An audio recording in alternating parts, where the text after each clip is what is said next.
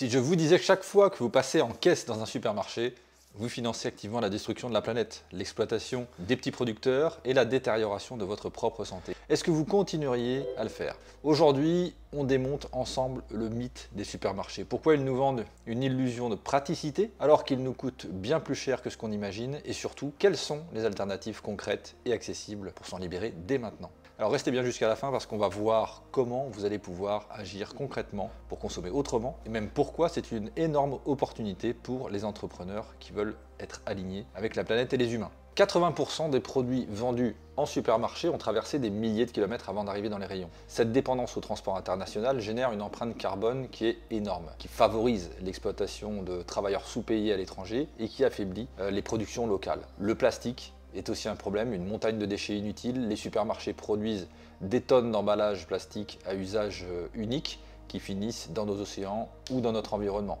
Et seuls 9% des plastiques sont réellement recyclés dans le monde. Enfin, l'agriculture intensive est favorisée, donc la destruction des écosystèmes, et la grande distribution pousse à des pratiques qui sont non durables, où les sols sont épuisés par l'usage intensif d'engrais chimiques et de pesticides. Résultat, appauvrissement des terres, pollution des nappes phréatiques, chute drastique de la biodiversité, etc. Vous connaissez tous ces problématiques. Autre problématique, la surproduction massive, le gaspillage alimentaire. Chaque jour, des tonnes de produits invendus sont détruits au lieu d'être redistribués.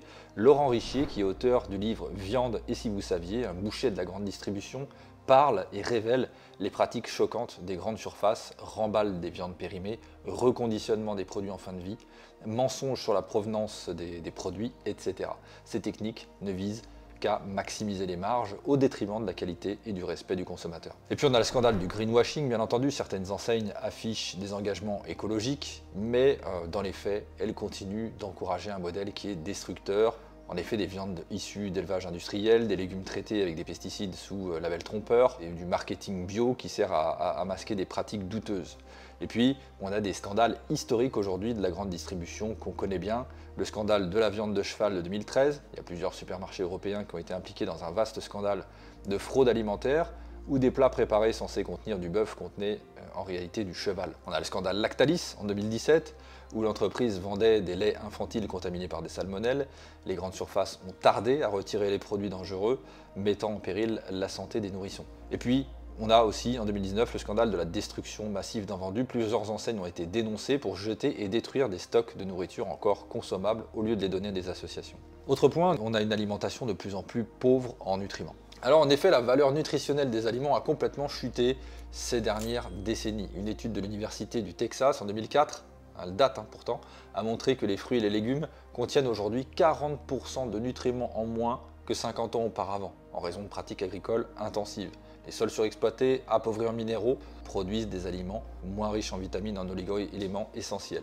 Les supermarchés favorisent les variétés aussi hybrides, sélectionnées pour leur rendement, leur facilité de transport et leur caractère non périssable. Pas pour leur qualité. Résultat, on a des tomates sans goût, des carottes fades, des pommes ultra sucrées, mais absolument pauvres en nutriments. Et les produits sont ultra transformés pour masquer leur pauvreté nutritionnelle. On a des additifs, des exhausteurs de goût, des édulcorants. On nous vend du vide, finalement enrichi en artifices chimiques, et 80% des produits vendus en supermarché contiennent du sucre ajouté, souvent sous des noms cachés. Conséquences sur la santé, fatigue chronique, carence, affaiblissement du système immunitaire, développement des maladies métaboliques, diabète, surpoids, hypertension, dépendance accrue aux compléments alimentaires pour compenser tout cela. En comparaison, les circuits courts, l'agriculture biologique et régénératrice garantissent des aliments plus nutritifs, cultivés dans des sols vivants et sans ajout inutile. Ce point qu'on vient de traiter montre que les supermarchés ne vendent pas juste des produits mauvais pour l'environnement, mais aussi des aliments qui affaiblissent notre santé à long terme. Alors malgré les scandales, malgré les abus, les impacts désastreux de la grande distribution que nous venons d'exposer,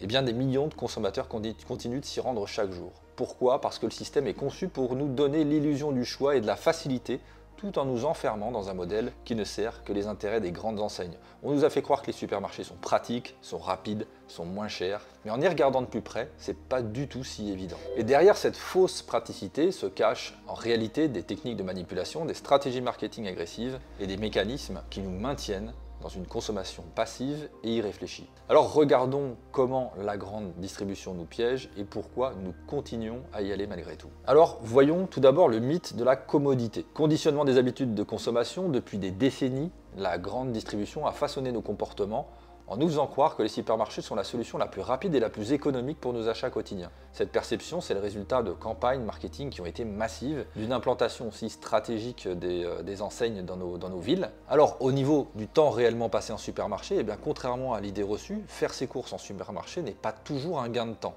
Entre le déplacement, la recherche des produits dans des rayons souvent réorganisés pour inciter l'achat impulsif, des files d'attente en caisse et le retour à domicile, le temps consacré peut être très conséquent. Ensuite, on a les pièges marketing et les fausses promotions qui sont parfois trompeuses. Les supermarchés utilisent fréquemment des techniques de promotion qui peuvent induire le consommateur en erreur. Par exemple, des prix barrés affichant une réduction par rapport à un prix initial qui n'a jamais été pratiqué. Une enquête de 60 millions de consommateurs a mis en évidence que certaines promotions sont basées sur des prix de référence qui sont fictifs et qui créent une illusion de bonne affaire. Ensuite, on a les formats spéciaux, les prix au kilo. Il n'est pas rare que des produits en format familial ou économique soient en réalité plus chers au kilo que des versions standards. Cette pratique aussi joue sur l'idée préconçue que l'achat en grande quantité est aujourd'hui avantageux, ce qui n'est pas systématiquement le cas. Ensuite, on a l'épuisement et la surconsommation. C'est vrai qu'on a une fatigue décisionnelle dans certains supermarchés. L'abondance de choix peut conduire à une surcharge cognitive, rendant finalement le processus d'achat épuisant. Et cette fatigue décisionnelle peut pousser les consommateurs à opter pour des solutions de facilité, souvent moins saines, plus coûteuses. Et on a aussi une incitation à la surconsommation, puisque les stratégies de placement des produits, les offres promotionnelles, les designs des magasins sont conçus pour encourager l'achat impulsif. Et les consommateurs se retrouvent souvent avec des articles non prévus, augmentant ainsi leur budget et contribuant aussi au gaspillage. On peut aussi très bien parler du côté utilisation de l'inflation pour gonfler les marges que les supermarchés ont utilisé ces dernières années. Alors comment se libérer maintenant des supermarchés? Existe-t-il des alternatives concrètes et accessibles? Parce que c'est ce qu'on va voir. Première chose qu'on peut faire, adopter les circuits courts et les marchés locaux. On a les AMAP, les associations pour le maintien d'une agriculture paysanne, qui est un système d'abonnement où les consommateurs reçoivent chaque semaine un panier de produits frais en provenance directe des producteurs. Les avantages, c'est un prix juste, c'est un soutien aux agriculteurs, c'est des produits ultra frais et souvent biologiques. Ensuite, on a les marchés fermiers, qui sont une alternative simple pour acheter directement aux producteurs et éviter intermédiaires et favoriser la qualité. On a les drives paysans, c'est une version un peu moderne des circuits courts où les consommateurs commandent directement leurs produits en ligne et puis viennent les récupérer en point de collecte. Résultat, moins d'intermédiaires, plus de qualité, plus de justice pour les producteurs et des produits plus sains. Ensuite, on peut s'organiser pour consommer autrement. On a les épiceries collaboratives et coopératives, des magasins qui sont gérés par les consommateurs eux-mêmes, proposant uniquement des produits locaux, bio, équitables. Alors, on a par exemple la Louve à Paris, Biscope en Belgique, etc. On a le vrac et le zéro déchet. Acheter ces produits en vrac permet d'éliminer les emballages inutiles et de consommer de manière plus responsable. Et puis certains magasins spécialisés, comme par exemple Day by Day, facilitent ce genre de transition. On a aussi les applications et les plateformes en ligne, comme La Ruche qui dit oui, qui mettent en relation les producteurs locaux avec les consommateurs. Locavor par exemple aussi, qui fonctionne sur le même principe avec une sélection locale et saisonnière. Too Good To Go, une solution anti-gaspillage qui permet d'acheter à prix réduit des invendus de commerçants et de restaurateurs. Et puis on a aussi des super applications comme Yuka et Open Food Facts pour mieux choisir ses produits et éviter les aliments transformés nocifs. Ensuite, on peut repenser son alimentation, c'est-à-dire diminuer la dépendance aux produits industriels. Les supermarchés regorgent d'aliments ultra transformés qui nuisent à notre santé, on le sait maintenant.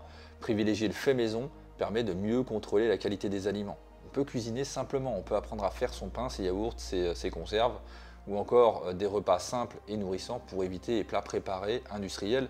En tout cas, si on peut y consacrer un petit peu de temps. On peut manger moins, mais mieux, réduire sa consommation de viande industrielle et privilégier les viandes de qualité achetées directement chez un boucher local ou un producteur engagé.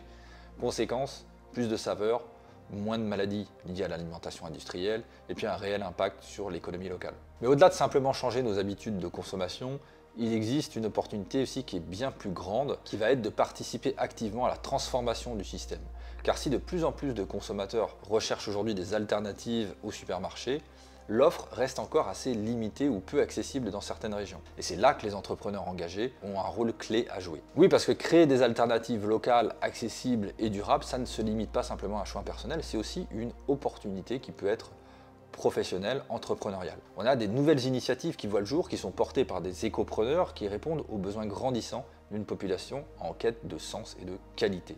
Que ce soit par la mise en place de circuits courts, comme on l'a dit, de coopératives alimentaires ou de services de proximité, ces alternatives ouvrent la voie à un modèle économique plus juste, plus humain et plus respectueux de l'environnement. Alors comment transformer cette transition en un véritable projet entrepreneurial viable et impactant? On va voir ensemble les opportunités concrètes qui s'offrent à ceux qui veulent agir dès maintenant en ce sens. Première possibilité, monter une entreprise autour des circuits courts. Ça peut être créer une boutique en ligne de produits locaux, un site e-commerce qui regroupe plusieurs producteurs pour proposer une alternative clé en main aux consommateurs. Il y a énormément de manque dans ce domaine aujourd'hui autour de nous. Ça peut être lancer une box alimentaire 100% circuit court sur abonnement. Les gens vont recevoir chaque mois une sélection de produits frais et transformés issus de producteurs locaux. On peut monter une coopérative alimentaire collaborative, un magasin qui va être autogéré par les clients, garantir des prix justes et un fonctionnement équitable. On peut proposer un service de livraison locale de produits fermiers, par exemple, et ça serait absolument génial.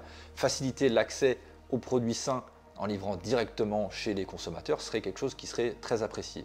On peut ensuite développer des solutions pour accompagner la transition. Ça pourrait être par exemple créer une plateforme de formation sur l'alimentation durable, expliquer comment on consomme autrement, décrypter les étiquettes, apprendre à cuisiner sainement et rapidement aussi. Accompagner les familles et les entreprises dans leur transition alimentaire par des consultings, des ateliers, des coachings pour réduire leur dépendance aux supermarchés. Mettre en place des événements et des marchés éphémères pour promouvoir les alternatives.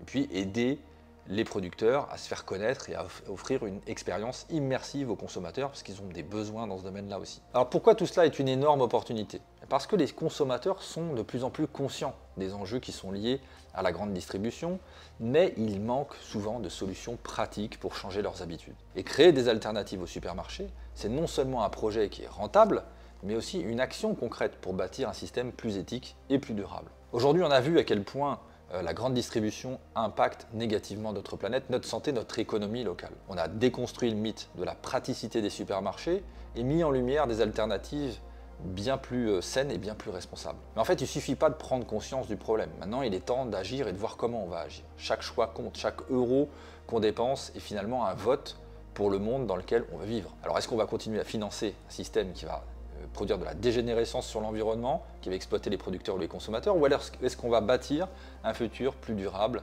en rejoignant des alternatives qui font sens? Alors au lieu d'être de simples consommateurs, on peut devenir de vrais acteurs du changement et cette transition vers une consommation plus responsable, comme vous le voyez, n'est pas simplement un acte militant, c'est aussi une opportunité qui est porteuse au niveau entrepreneurial. Et c'est là que vous avez peut-être un rôle à jouer, vous qui êtes inspiré par cette vidéo. Si vous sentez que l'économie régénérative est une voie d'avenir et que vous voulez découvrir comment transformer cette transition en un projet d'entreprise viable pour vous, pour retrouver du sens dans votre vie professionnelle et personnelle, je vous propose de rejoindre notre webinaire gratuit où on va voir ensemble pourquoi l'écologie est donc le plus grand levier entrepreneurial et militant à la fois de la décennie à venir et quels sont les secteurs les plus porteurs, comment trouver votre niche d'activité dans ce marché en pleine explosion et créer une activité qui a du sens, et les 4 phases indispensables pour lancer une éco-entreprise prospère sans sacrifier votre stabilité financière et familiale. Ce webinaire, c'est donc une occasion unique pour comprendre comment allier impact positif, réalignement professionnel et réussite entrepreneuriale. Cliquez sur le lien en description et puis vous serez conduit sur ce webinaire en question. N'oubliez pas, le changement ne viendra pas d'en haut, ne viendra pas des grandes surfaces, il viendra de nous, de notre propension à agir, donc à vous de choisir, subir ou construire l'alternative. Nous, on a choisi chez Ecopreneur. Je vous retrouve à bientôt pour une prochaine vidéo. Ciao.